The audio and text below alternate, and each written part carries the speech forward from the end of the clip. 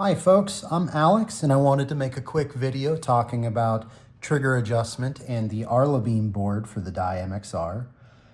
Something that we've noticed is our very first customers who bought this board maybe were a little more fussy about their trigger and had already adjusted it the way they liked it. And we've had a couple of folks now, you're not alone, please give us a call, we'll help you, who have had trouble with not getting a trigger click. And what it is this is the die board and it uses an MS1-01 trigger switch. I was reading it, let me try to get that to focus. That's probably not gonna focus, but it's not wrong, it's not right, it's just different. The trigger switch is a little bit later in its activation. Like I said, just different. And the ARLA-Beam board uses an Omron D2F-L. Omron name brand, same stuff you get in your Logitech mice, and its activation point is basically right at the beginning of the pull. So got our handy dandy MXR manual here, and there are several layers of adjustment. I'm going to kind of bring that here. And this post travel, which is your screw number 1, which is right here, this changes, as the manual says, the ending point of the pull, right? So I'm going to show you right now. I can make this ARLA-Beam stop working if I adjust this wrongly.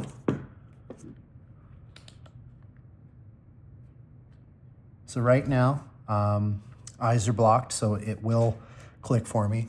For ease of this video, I have this all the way out, and we'll talk about presetting later. But essentially, if I make this all the way tight, all the way down, I can make it to where this trigger won't pull anymore. So as a pre-installation to make things as easy as possible for you, my guidance, what I think, is go ahead and take this screw and back it all the way out until the screw is level with the body, and that will give you just a whole bunch of pull. This is too much, but you know what? You can leave it wide open, and then you can micro adjust these until you get to where you need to be. So the next screw that we'll be looking at is number 2, which goes here, and this is your starting point of the pull. Now this one's a little more complicated, but if you take this one in and you make it too tight, it makes it to where the trigger can't reset. So if you look down in there, I don't know how well you can see, the switch is constantly being pulled. So I have to kind of back that out and see I still can't pull the trigger.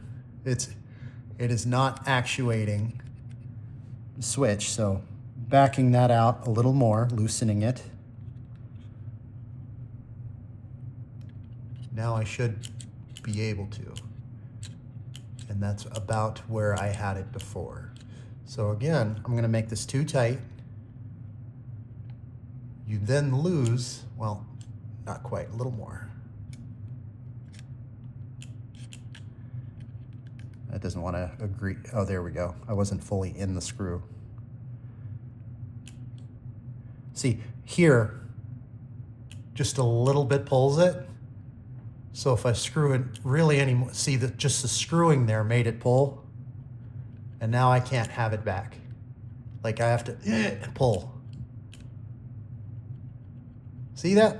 So my recommendation for this one is don't back it out all the way, but you'll notice it kind of freely turns and then it's kind of tough turning. Back it out until it's starting to give you resistance, and then just take out your Allen wrench. So again, big, wide. That's actually still a little out of adjustment, but I'll mess with that in a little bit later.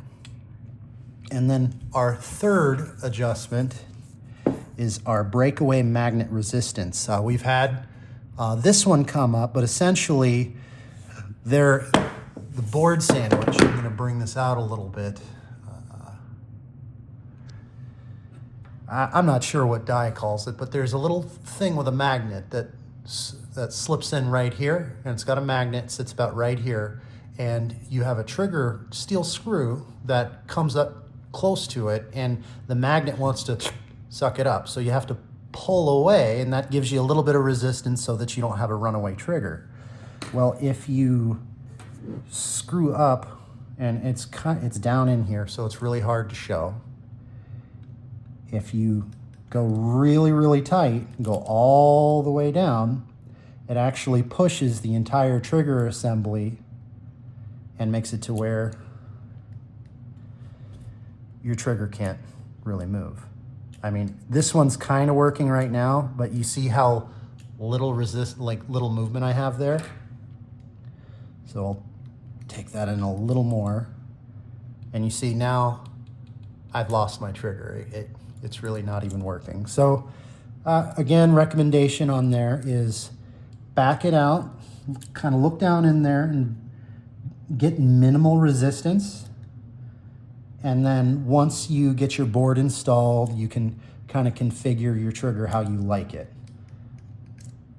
So just a little something I wanted to add here at the end. The way I particularly like my trigger, and I like my trigger this way because I really don't like cleaning up after desk pops. You know, you walk around, people bump you, you set your gun down, whatever. Actually kind of like a sloppy trigger. So I have kind of a first stage of take up.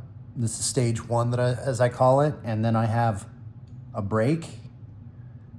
And then I have a little bit of follow through. So I like to pull 66%